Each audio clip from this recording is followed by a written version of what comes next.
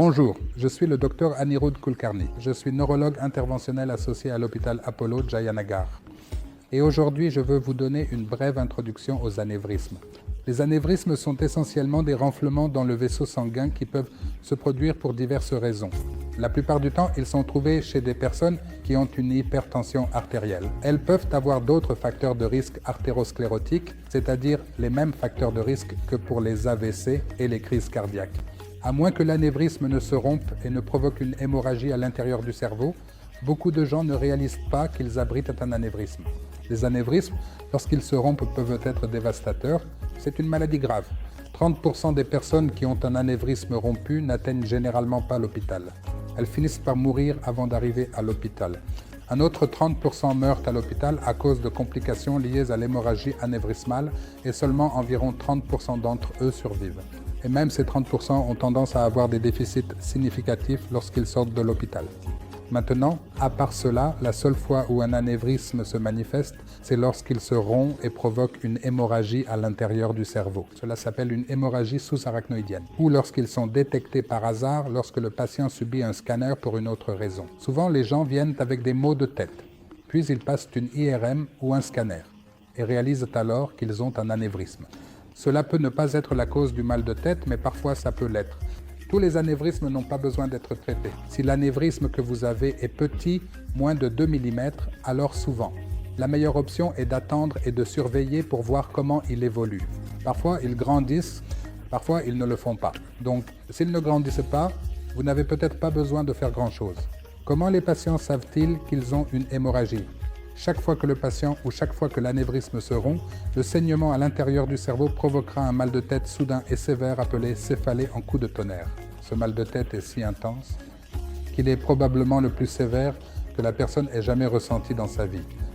Cela peut souvent être associé à d'autres symptômes comme des vomissements, de la somnolence, des convulsions ou des crises comme on les appelle.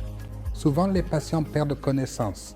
Ils peuvent développer une faiblesse d'un côté du corps. Ils peuvent ressentir des douleurs au cou. Ainsi, dans de nombreux cas d'hémorragie très sévère, ils peuvent également subir un arrêt cardiaque soudain. Le cœur peut s'arrêter de battre complètement à cause de l'hémorragie.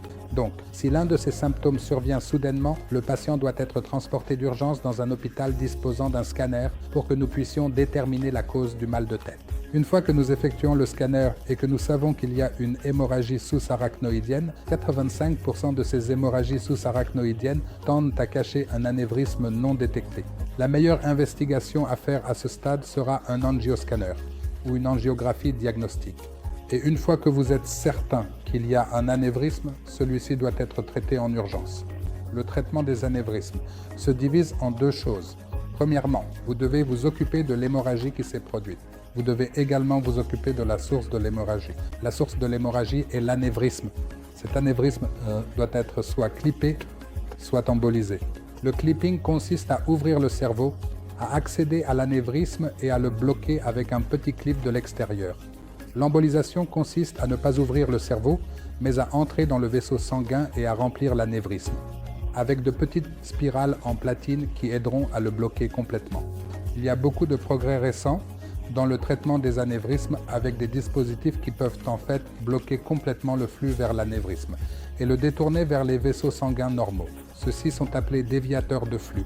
Ensuite, vous avez des dispositifs intrasaculaires, des dispositifs qui se placent à l'intérieur du sac et provoquent son blocage complet. Une fois que la source du saignement est traitée, il faut alors traiter le sang lui-même. Le sang par lui-même sera lentement réabsorbé dans la circulation sur une période de 15 à 21 jours. Mais pendant cette période où le sang est présent, de nombreux autres problèmes peuvent survenir. Le vaisseau sanguin peut s'irriter et entrer dans un état de spasme, ce qui peut provoquer de nouveaux AVC. Il peut y avoir une rétention significative d'eau dans le cerveau, ce qui peut causer une hydrocéphalie et des maux de tête. Donc toutes ces choses doivent être traitées.